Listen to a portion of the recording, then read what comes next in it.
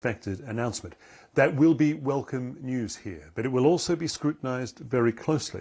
What will the capabilities of this system be? How much of this large country will be covered and protected? Because as Russia has shown repeatedly, and indeed has proven again today, it has both the will and the ability to hit almost any target, including civilian targets, at any time it likes, almost anywhere in this country, Erin. Phil Black, thank you very much. The sobering reality in Ukraine. Thanks so much for joining us. AC 360 starts now. Good evening. We begin tonight with two developments in the January 6th investigation. The first concerns John Eastman, the Trump lawyer who cooked up the scheme to overturn the election. The one former White House attorney Eric Hirschman told to, quote, get a great effing criminal defense lawyer. We learned tonight the FBI has seized his phone. Eastman, as you know, did nothing to dispel suspicion when he went before the Select Committee and took the Fifth over and over again. I assert my Fifth Amendment right against being compelled to be a witness against myself. Did the Trump legal team ask you to prepare a memorandum regarding the vice president's role in the counting of electoral votes at the joint session of Congress on January 6, 2021? Yeah. Dr. Eastman, did you advise the President of the United States that the Vice President could reject electors from 7 states and declare that the President had been reelected? Fifth. Dr. Eastman, the first sentence of the memo starts off by saying 7 states have transmitted dual slates of electors to the President of the Senate. Is that statement in this memo true? Fifth. Did President Trump authorize you to discuss publicly your January 4th, 2021 conversation with him? Fifth.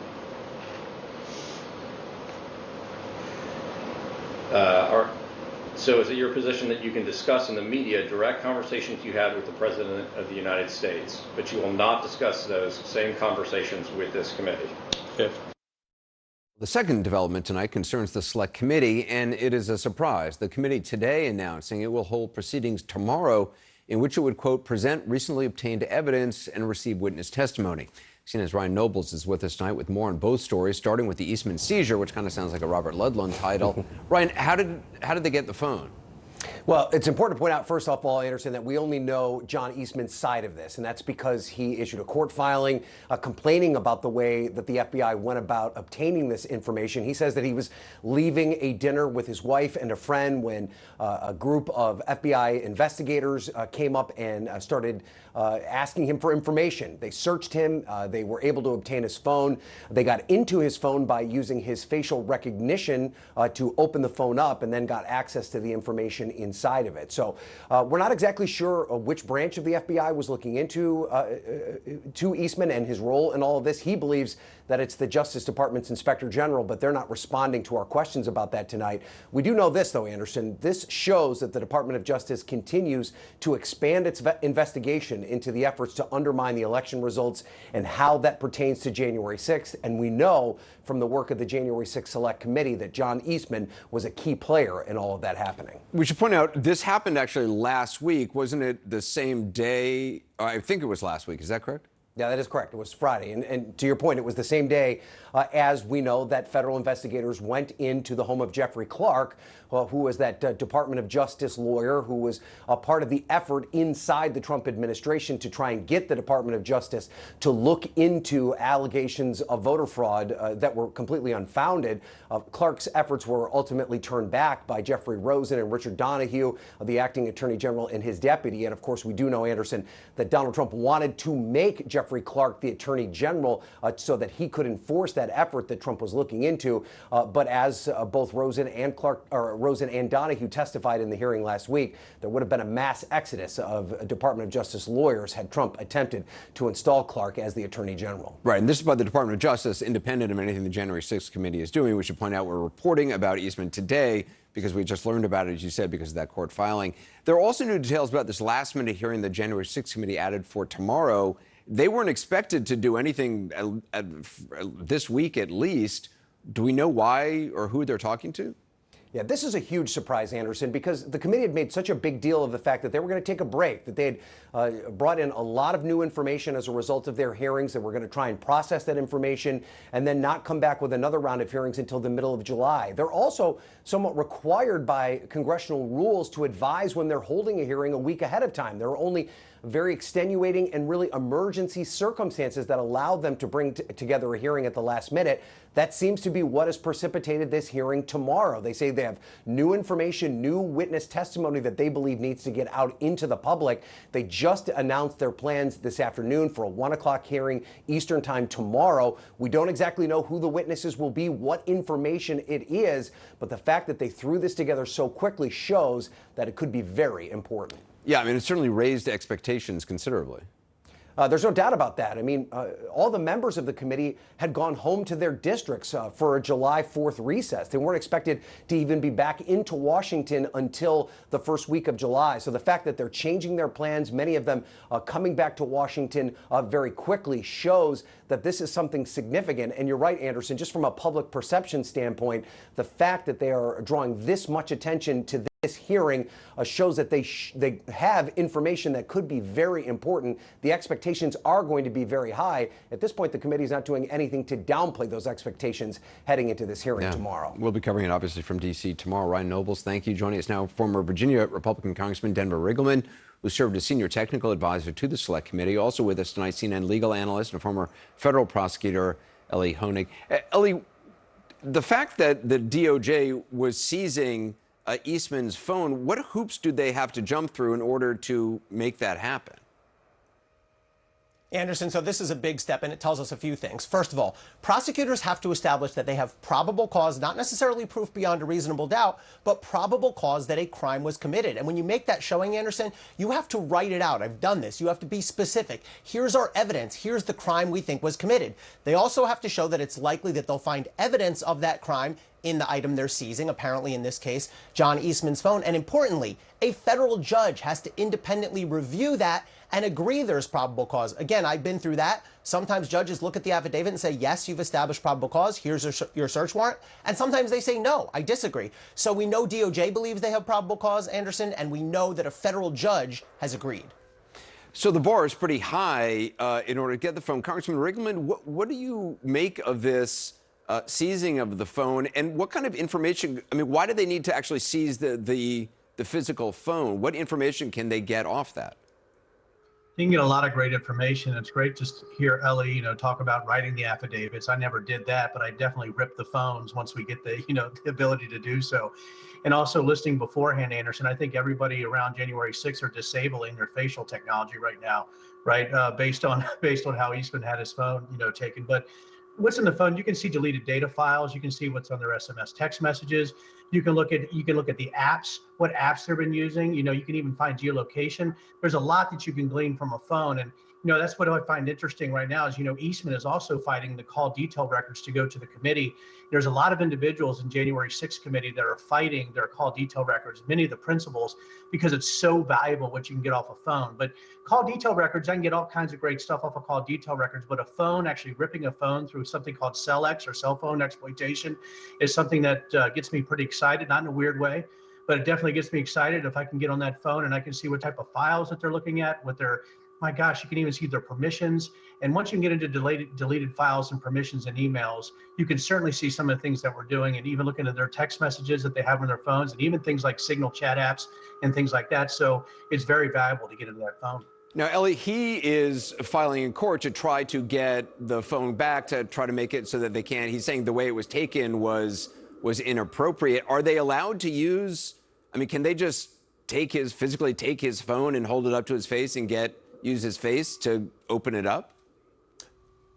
So what's interesting, Anderson, if you look at John Eastman's memo, it actually says he quotes the permission that the federal judge gave the prosecutors, and the federal judge authorized prosecutors to use biometric data, meaning the person's face, to open the phone. That's fairly common nowadays. So yes, they did have permission from the federal judge, according to Eastman's own filing. His motion here to get his phone back is essentially a Hail Mary. Those almost never succeed. Normally, the way it works is once the government prosecutors use evidence in a case, then you can move before trial trial to throw that evidence out. But at this point, it's way too early. Eastman's motion here has next to no chance of succeeding. Congressman Riggleman, as someone who worked with the January 6th committee, what do you make of this surprise hearing announced for tomorrow afternoon? Well, I don't think they would bring people back unless it was important. And, I don't want to, overstep or get over my skis here. But so far, you've seen the committee do very well. They've been very careful on how they present their witnesses. They've been very professional. I don't think this is some kind of drama-laden exercise where they want attention. I think that somebody reached out to them, somebody they've been working with, and they really want to talk. And if they're calling people back right now, from all the things we've seen in the last week, and again, I don't like to speculate because if the committee's worried about security, I'm worried about security. But on the other hand, I think people can look at this and say, if the committee is calling back a witness tomorrow and there's security concerns, this is a pretty darn big deal. And if you have people coming back talking about what we saw with the 3 attorneys that we just saw talk, or you're talking about Rosen and Donahue and Engel, my guess is it's sort of a continuation of that. But again, I don't want to speculate too much. Right. But again, bringing back now means this is a pretty big deal. Ellie, I mean, the fact that they've scheduled this so suddenly, does it, I guess they could have turned up something time sensitive that they needed to move on this week. Yeah, Anderson, I agree with Congressman Riggleman. The committee has done a good job of delivering on its promises. They've not gone out on limbs unnecessarily. And I've been in situations like this as a trial prosecutor while doing investigations. Sometimes an opportunity comes along where you have a witness who, A, has some really important information, and B, you're not confident you're going to be able to keep that witness in the fold. You don't know. Maybe sometimes people change stories. People get to people. Who knows? And so what do? I used to put him in the grand jury that day. I would say, we're going right now, as soon as I can reserve a half hour in the grand jury. So it tells me it's something urgent, and it tells me it's something that they want to get in tomorrow. Congressman Riggleman, appreciate you being with us. Ellie Honig as well. Thanks so much. We are following some grim news out of north central Missouri. An Amtrak train has derailed, and at least 3 people have been killed. Southwest Chief was heading east from Los Angeles to Chicago when it hit a truck at a crossing a little more than 100 miles northeast of Kansas City. CNN's Nick Valencia is monitoring developments, joins us now. What are authorities saying? How did this happen, Nick? Hey there, Anderson. This happened at an uncontrolled public crossing, meaning that there was no electronic devices keeping vehicles from getting on those tracks, and there was no lights. It happened in a very rural area, as you see from the video, about 2 hours northeast of Kansas City. And this Amtrak train, which was traveling from Los Angeles to Chicago, carrying 243 passengers and 12 crew. Among them, at least 50 injured and 3 of them killed. 2 of them on the train, and 1, we understand from the Missouri Highway Patrol, was in the dump truck that was blocking the railway. But, this is just really terrifying stuff that happened. And listen to one of those eyewitnesses that survived this harrowing experience. The hardest part, from what I heard, was the people in the dining car and the observation deck, because they didn't have barriers to step on to get out. And that was all the cars were knocked over except the main engine. So the latter cars got the worst of it. The scene shows multiple train cars overturned, some of them on their sides. 2 locomotives, we understand, were also part of this accident. And according to the NTSB, they're sending a team there that is expected to arrive tomorrow. All of this is developing and still very much so a fluid situation. Yeah, it's just horrible to think about. Nick Valencia, appreciate it. Coming up next, the fallout already starting from Friday's landmark abortion ruling, and the fallout still to come. We're keeping them honest. And later, Dana Bash's exclusive interview with Vice President Kamala Harris, what she said about Friday's ruling, the Select Committee, and more. For women seeking abortion. From the tiniest warbler to the mightiest whale shark, nature is on the move, but natural paths are under threat. Now meet incredible conservationists, helping species cross highways, span flyways, and get from A to B. This is nature's highway, and we must protect it. Call to Earth, protecting nature's highways. Saturday on CNN.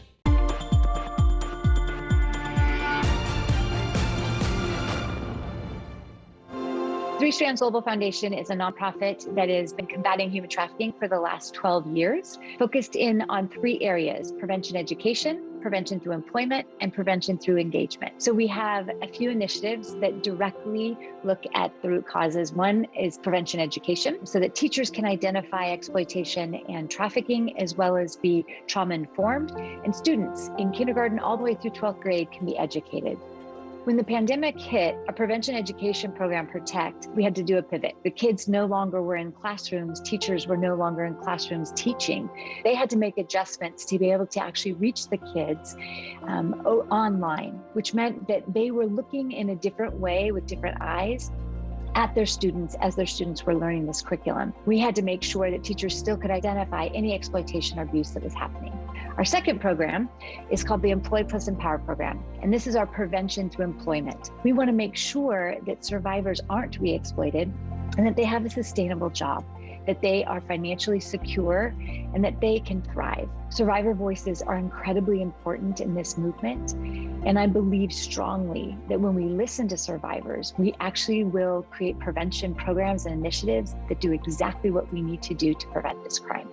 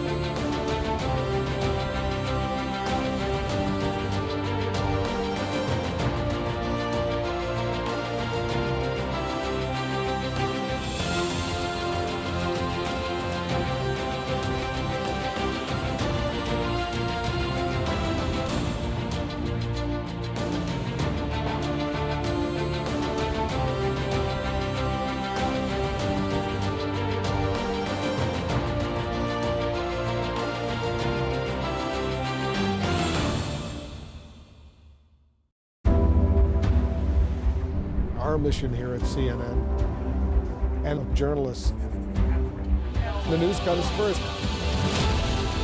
That's when your heart beats a little bit faster. More breaking news that we are following right now. You really work as hard as you can, getting the facts. We're learning more about our alleged plot. It is critically important. To our viewers in the United States and around the world, welcome to the Situation Room. We have breaking news. Across Africa, businesses are working together like never before. All new on CNN, Connecting Africa. Join me, Eleni Jokas, as we crisscross the continent to show you how new connections are revolutionizing commerce in Africa. This month, Connecting Africa from the Africa CEO Forum here in Côte d'Ivoire. This forum really brings Africans together. Connecting Africa on CNN, in association with Afreximbank. More fallout in the wake of Friday's Supreme Court ruling overturning Roe v. Wade. A federal judge freeing South Carolina to enforce its ban on abortion beginning at around 6 weeks. So-called fetal heartbeat law wasn't the first repercussion, and certainly won't be the last of the court's most consequential decision in generations. Tonight, 3 days after the court overturned a woman's federally protected right to an abortion, we're just beginning to get a very limited sense of what might follow. Here's what we know for sure. The orange states on the map have laws restricting abortion access, including 13 with so-called trigger provisions designed to kick into action after Roe v. Wade was overturned. Mississippi activated its version today, banning abortion. 10 days from now, Mississippi. In Louisiana, however, a federal district judge put the state's trigger mechanism on hold. But even in states without them, where abortions are available now, some, like Pennsylvania, are just a 2022 governor's race away from banning abortion. Recent polling shows anti-abortion Republican Doug Mastriano within a few points of his Democratic opponent in a state where Republicans already control the legislature. And as for the substantial percentage of women who now end their pregnancies early with medication, there's the question of whether states can ban access to it, and it's an open question. So is what happens to in vitro fertilization, in which doctors create many fertilized eggs but freeze some or discard some because they might not result in healthy babies. Because some states now define life as beginning at the moment of conception, doctors worry the procedure could now be targeted by some legislators. Even before Friday's ruling, there were reports of patients and providers moving embryos to other states. Another question to which there's no answer yet, what about miscarriages? Well, prosecutors in some states turned the women who've had them and their health providers into suspects. There's also the question of the Supreme Court's credibility. New polling from Gallup shows confidence in the court at an all-time low, just 25%. One possible reason, justices who suggest one thing at their confirmation hearings then do the opposite on the court. Here's what Brett Kavanaugh said in 2018. One of the important things to keep in mind about Roe v. Wade is that it has been reaffirmed many times over the past 45 years, as you know. And most prominently, most importantly, reaffirmed in Planned Parenthood versus Casey in 1992. That makes Casey a precedent on precedent. Precedent on precedent that he voted to abandon. He suggested he wouldn't, but he did. Neil Gorsuch expressed similar thoughts, voted the same way. Maine Republican Senator Susan Collins, as you know, took both at their word and has said, quote, "This decision is inconsistent with what Justices Gorsuch and Kavanaugh said in their testimony and their meetings with me," unquote.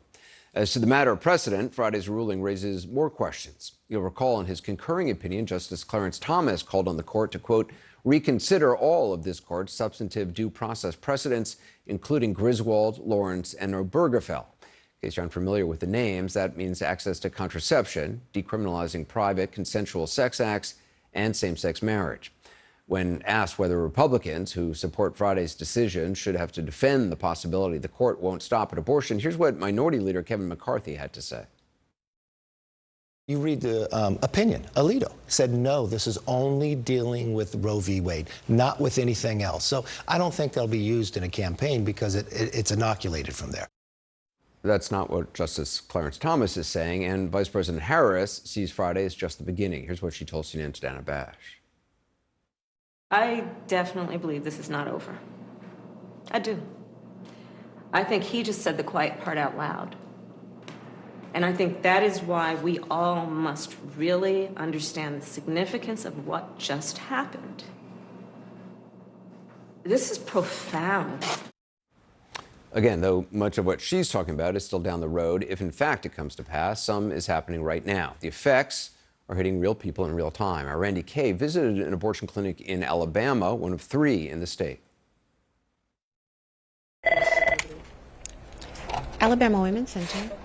It's only 8 a.m. and the phones at the Alabama Women's Center in Huntsville are ringing off the hook. Alabama Women's Center.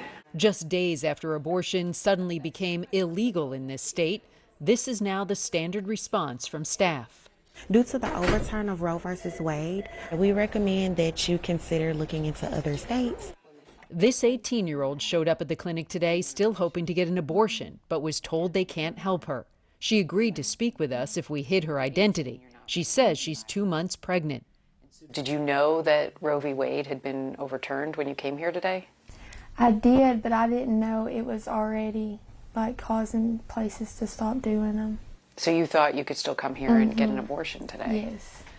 And what did you think when you realized I you just couldn't started get one? crying. I just don't think it's fair. No matter the situation, I feel like you should be able to have an abortion. Dr. Yashika Robinson runs the Alabama Women's Center, one of just 3 abortion clinics that were operating in Alabama before Roe was overturned. I felt powerless as a physician. You know, I know how to care for these patients. It's like you have the tools to help somebody and you choose not to help them. And that was hard for me.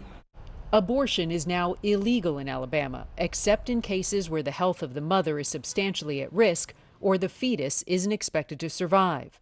There are no exceptions for rape or incest. If providers break the law, they could go to prison. I know exactly what my attorneys have told me is safe for me to say. And so I feel like somebody's calling me for help and I'm giving them a vague answer, and it feels very hypocritical to me. You're concerned about aiding and abetting. Exactly. This 18-year-old, who asked not to be identified, came to this clinic for an abortion just days before Roe was overturned. I'm proud of the decision I made. She was 11 weeks pregnant when she had her abortion and is grateful she had a choice. What do you think about all those women who have been turned away or had appointments canceled and now will no longer be able to get an abortion here? I feel so bad for those girls because I remember this was a hard decision for me.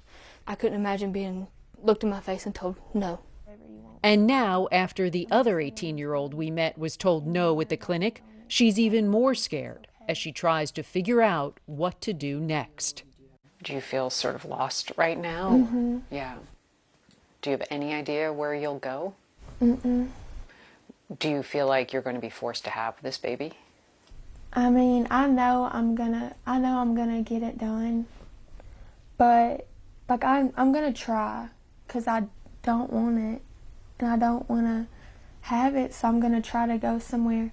But it's just stressful because I feel like I might not be able to find a place in time.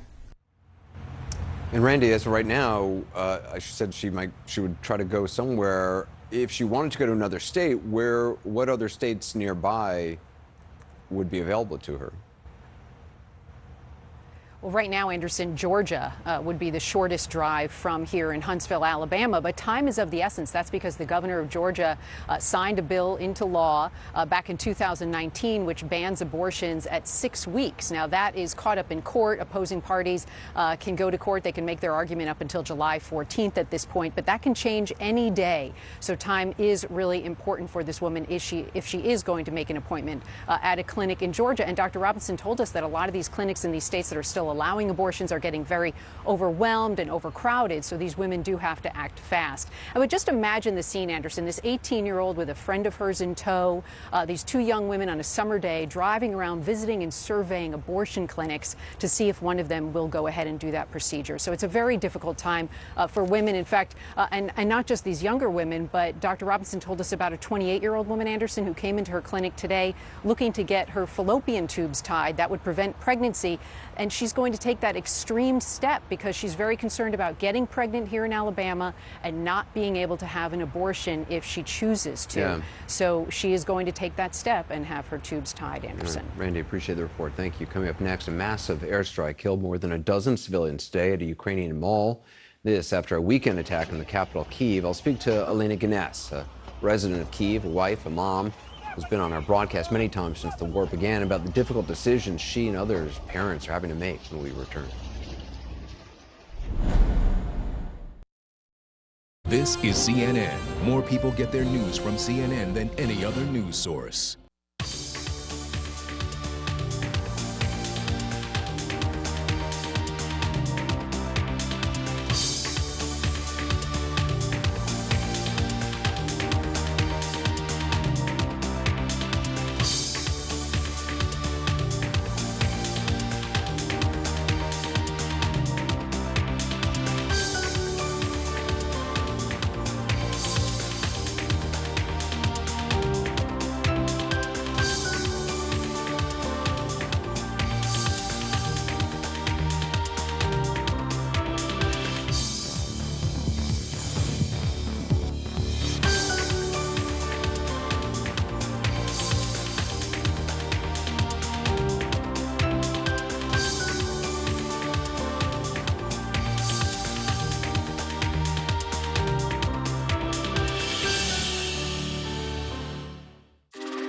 Advancement, adaptation, new Marketplace Middle East.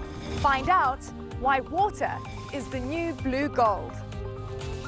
Marketplace Middle East, Saturday on CNN.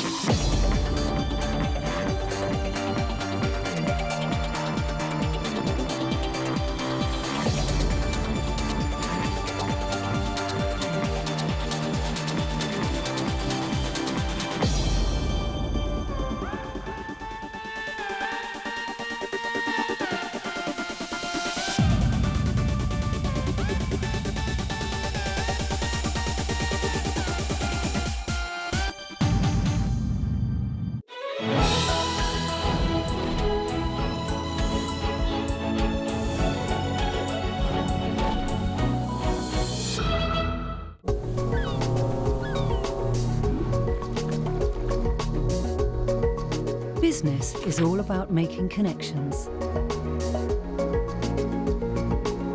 But some connections are easier to make than others. With a CNN partner hotel, the world is always at your fingertips. CNN partner hotels, connected to your world. We're here at the home of one of the FSB team. Was it your team that poisoned Navalny?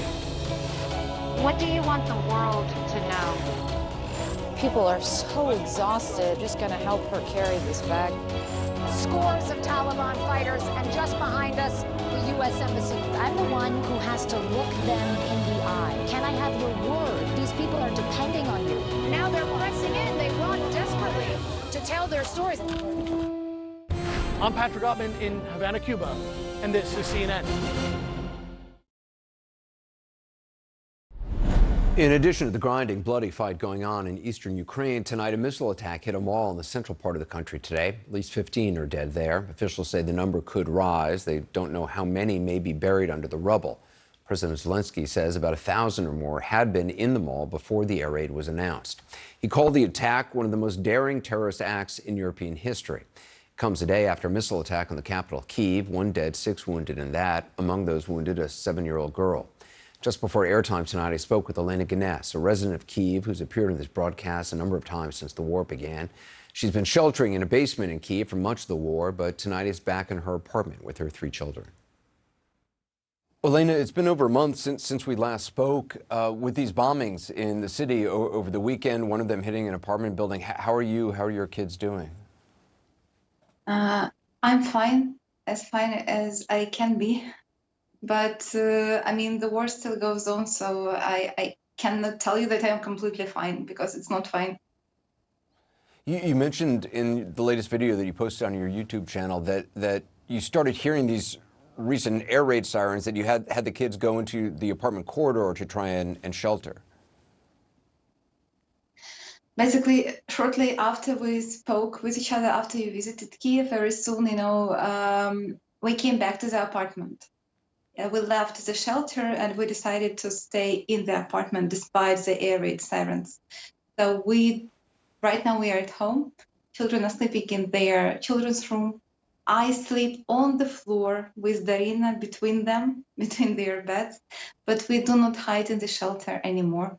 Yes, what we do is stay in the corridor, like between, using the so-called rule of 2 walls.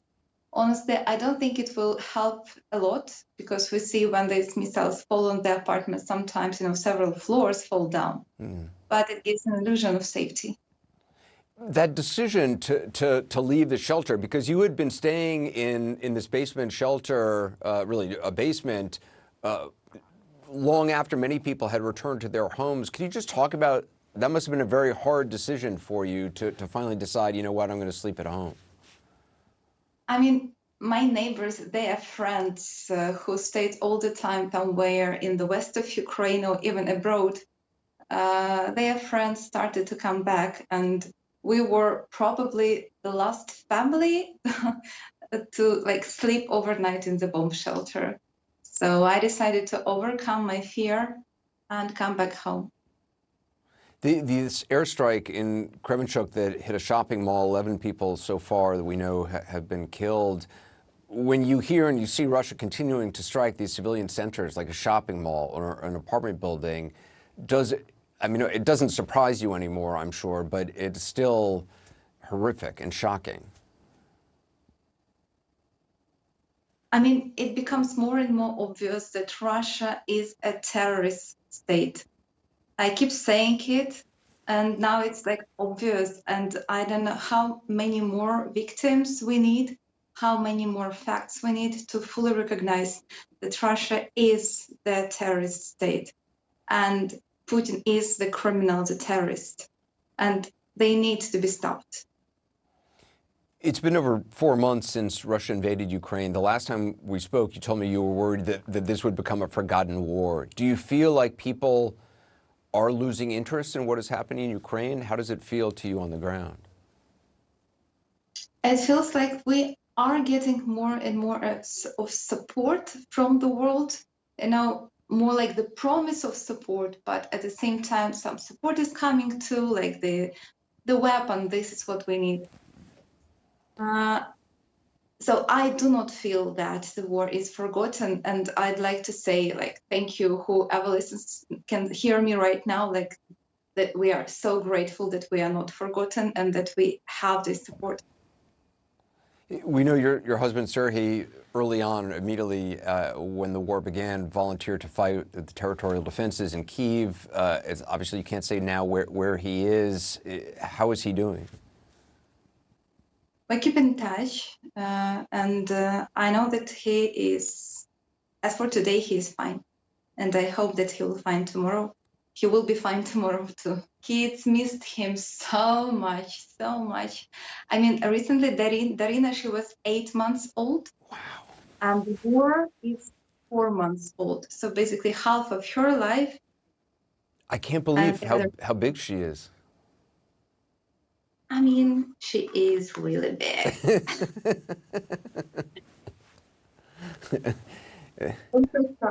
Understand it's late night right now. Has 3 teeth right now. She can stand. She tries to walk. She falls down all the time, and she is having this on her head, like.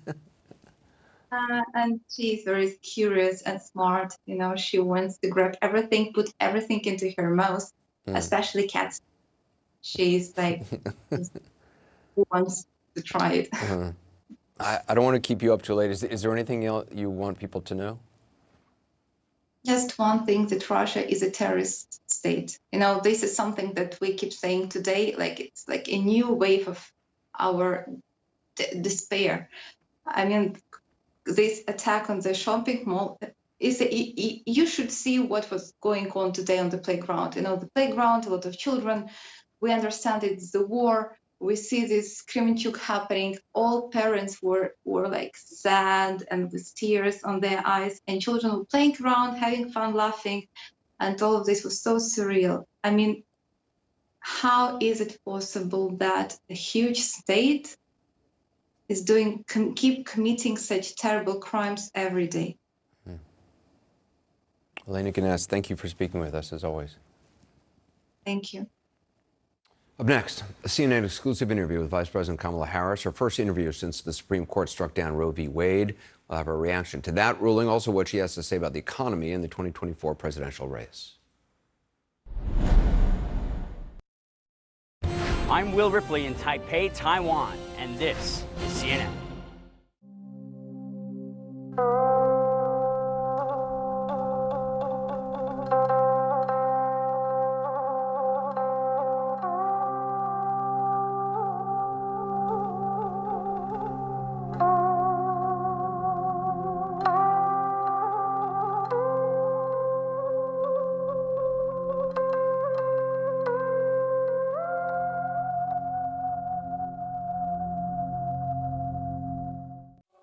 This is a really important story.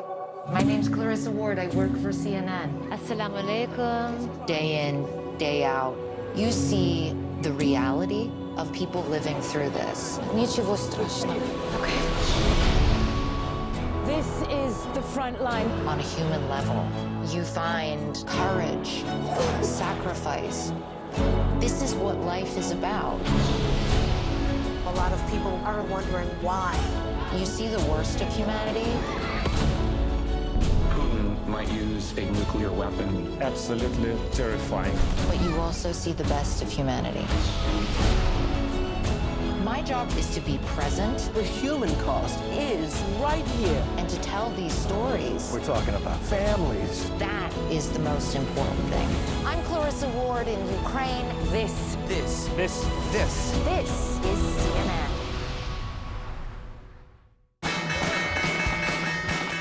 Business never sleeps. As the sun sets in Seoul and Shanghai, deals are signed in Dubai, and Europe is already in play. New York prepares to make its first move. I'm Julia Chatterley, journalist, global market analyst, and host of CNN's First Move. Join me in the financial capital of the world for a market-moving perspective on the news influencing global politics, culture, and finance. I'll speak to newsmakers, risk takers, and the ultimate game changers. Bold moves, big deals, winning trades. It's all right here. Make CNN your first move. First Move with Julia Chatterley. Today on CNN.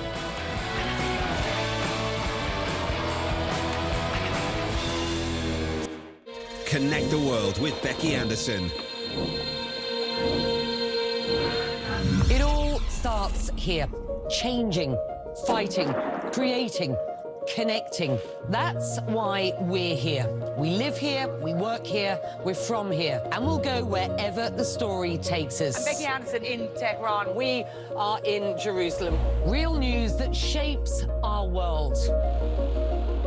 Exploring not just what's going on, but why. I just want to press you on one further point. Getting perspective on this region from this region. Places that many of us know, but few of us get to see. Observing countries on the move, still rooted in tradition. It all starts here, and that's why we're here, bringing you the world from our Middle Eastern hub. Connect the world with Becky Anderson. Today on CNN. More now on Roe v. Wade being overturned by the Supreme Court. Today, Vice President Kamala Harris sat down with Dana Bash for an exclusive interview, her first since the court handed down the landmark decision. They also discussed the economy, the January 6th committee investigation, and the presidential race in 2024. Here's some of that exclusive interview. You're saying now, the president said that this fall Roe is on the ballot.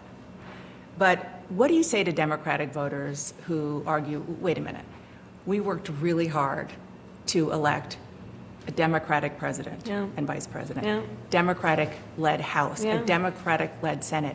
Do it now. But do what now? What now? I mean, listen, what we did, we extended the child tax credit for the first year. Well, I'm sorry, when I say do what, Yeah. do it now, Yeah. act legislatively to make abortion rights legal. We feel the same way.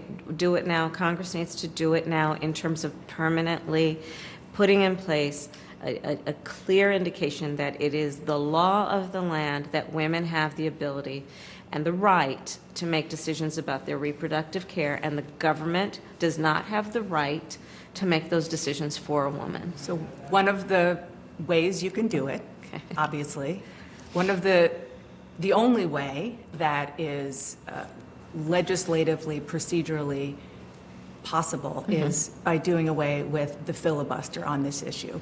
President Biden told my colleague Anderson Cooper he would be okay with eliminating the filibuster to pass voting rights and, quote, maybe more.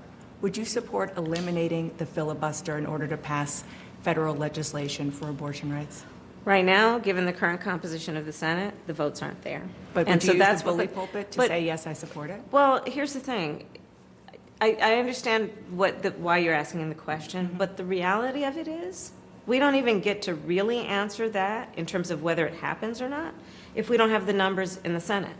And again, that's why I keep coming back to the importance of an election that is only 130 odd days away, because it really does matter. I sit as the vice president there for the president of the Senate. I was in the Senate for 4 years representing the state of California. And if you don't have the votes, you can't move anything. We've seen countless examples, sadly, of that. This Senate, in the current composition, would not pass voting rights legislation. Right. I sat in the chair when the Women's Health Act was on the floor for a vote, and we didn't have the votes to get it passed on the issue of Roe, of reproductive health care. So the numbers are not there, and we can't de-emphasize the significance of that. As the vice president, as the president of the Senate, do you have a position on, I know you don't have a vote on it, but do you have a position on whether the filibuster should be eliminated? I think the president has spoken on that issue. And he said and more, he kind of left the door open. Is this where he was leaving the door open too? I think that he has been clear about where we stand on this issue of reproductive health and what the president and our administration have within our toolkit to do. And so far, that's what we've been pursuing. You were a senator when now Justices Gorsuch and Kavanaugh testified about many issues, including obviously Roe, at their confirmation hearings. Now Justice Gorsuch said it had been reaffirmed many times. Kavanaugh called it precedent on precedent. At that particular hearing, you were there. Some senators say that they intentionally misled the public and the Congress. What do you think? I never believed them. I didn't believe them. That's why I voted against them. I wanted to ask you about the economy. Yeah. There is a lot of anxiety about the economy. People's wallets are really being hurt. Right now, gas prices, as you well know, they're still near about $5 a gallon. The president said he wanted a gas tax holiday. It doesn't seem like it's going anywhere in Congress. What else is in your toolbox? Is there anything else you can do to help bring down the cost of gas? Well, first of all, let's just say that this is a very real issue. And we have to do something about it. And it's one of our highest priorities as an administration. So there is the piece that is about gas and bringing down the cost of gas, which in large part has exploded because of Putin's war in Ukraine. The president is in Europe right now, talking, as he has been, to bring our allies and partners together so we can have a common defense around what we believe to be democratic principles around sovereignty and territorial integrity.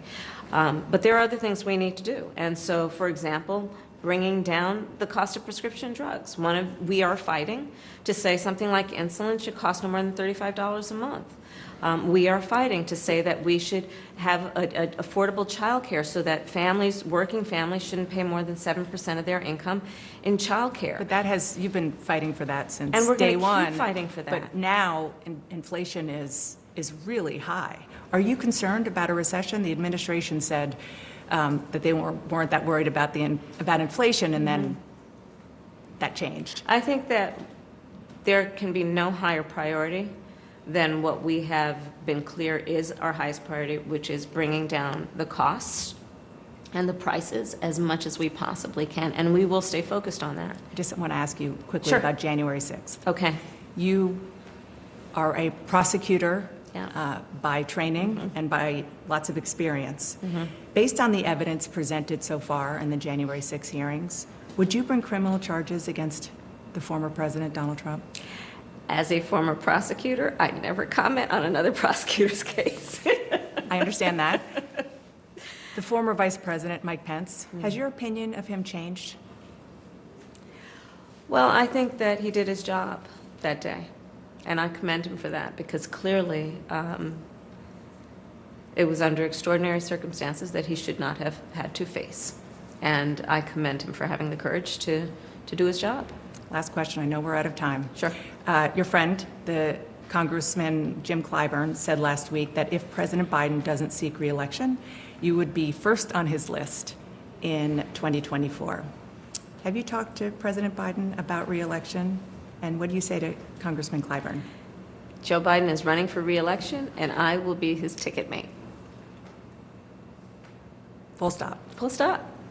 That's it. Madam Vice President, thank you. Thank you, Dana. And Dana Bash joins us now from Washington. I know she elaborated on some of the options the White House may be pursuing, but realistically, what can the administration do at this point? Well, what they can do by executive action, Anderson, is pretty limited, because the consequences, you've been talking about this, they're so vast and so complicated with the patchwork of laws now that Roe is gone. They are exploring a host of ideas, making sure medication abortion is more available nationwide, financial help, vouchers, for example, for women who need to travel out of state, one that bans abortions. And they're also talking about authorizing the Department of Justice to challenge state laws, those laws that make it a crime to assist someone with getting an abortion across state lines. Now, they haven't decided what they will do because they don't yet know what they can do without congressional approval. And what about the socioeconomic impact of the ruling? What did the Vice President say about that? I mean, is there anything the administration is signaling to women who are worried about the financial ramifications? It's huge. The Vice President acknowledged what is the reality, which is those who have the means to leave, who want an abortion, and they live in states where it is illegal, they have the means to leave and get it done, then they will. Those who do not have the means will have a very, very different experience. So her answer to my question about that was pushing back against Republicans who have blocked larger federal financial help, from the child tax credit to other things like that. But the reality is, Anderson, that a lot of the people who need and decide that they need and want abortions but can't afford it are going to be relying on help from, again, a patchwork of groups, likely not necessarily the federal government or the state government, probably outside groups. Dana Bash, appreciate it. Thanks. Coming up, latest on a massive Amtrak train derailment, including the number of dead and injured. Our reporters just arrived on the scene. We'll bring you that live next.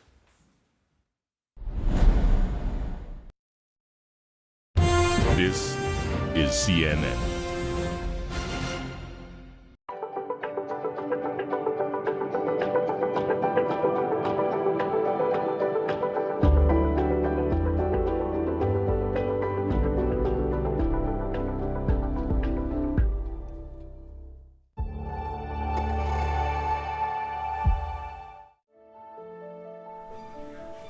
Regenerative gastronomy is meant to transform. It's meant to heal. It's more about getting to know the cycle of life. We directly connect the guest with the heart of nature.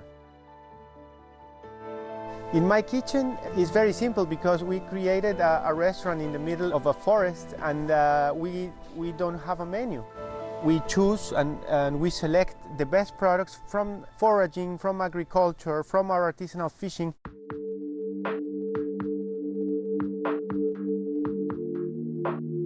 The world is going after 20 types of crops, but there are 8,000 types of edible plants in the world. We're losing biodiversity, and of course I'm afraid. United Nations is telling us that there are 60 harvests left for us. We need to solve the problems. The solutions have to come from us. Gastronomy plays a big role in the good health of ecosystems. The more plants, the more climate-proof we are. The more resources we have, the more carbon we sequestrate, the more food we can get.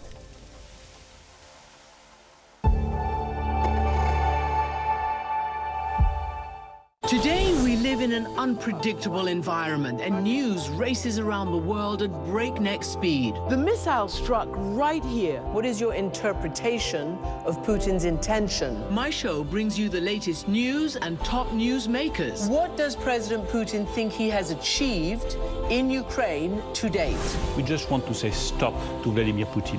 And we also dive below the headlines to explore vital issues impacting our lives. What are you looking at for the future with these additional formations that you've talked about, and where?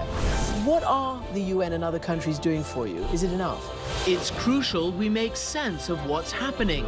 We are doing this for our very survival. What do you think a peace or a ceasefire or an end to this looks like?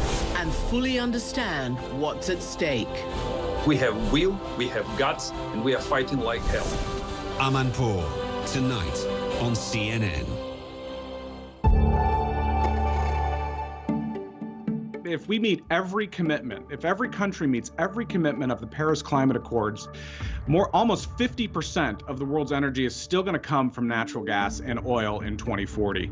And that means we need more investment in this sector, not just in the United States, but throughout the world. While at the same time, we need to be reducing emissions, and that's a top priority for us as well.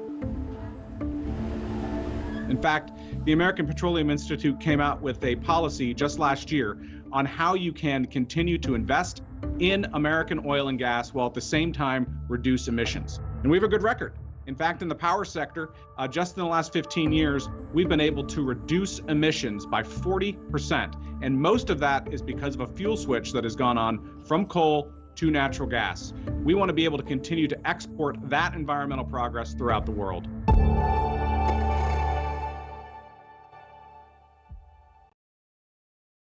A terrifying scene in Missouri tonight. 7 of 8 cars on an Amtrak train derailed after collided with a dump truck at what authorities were saying was an uncontrolled crossing. At least 3 are dead, including the person in the dump truck. CNN's Alexandra Field joins us now with the latest. Alex, I know you just arrived at the scene. What have you been seeing? Look, it's an incredibly rural part of Missouri. It's farmland as far as you can see. And then this stunning sight just past the cornfields of the Amtrak train. 7 cars flipped on their side. There were some 243 passengers, according to Amtrak, on board. All of them traveling from LA towards Chicago when the crash happened. The train colliding with a dump truck. You can still see the crumpled remains of that dump truck just off the tracks here. Investigators who've been on scene since the crash happened just before 1 o'clock in the afternoon say it did happen when there was this collision at what they call an uncontrolled crossing.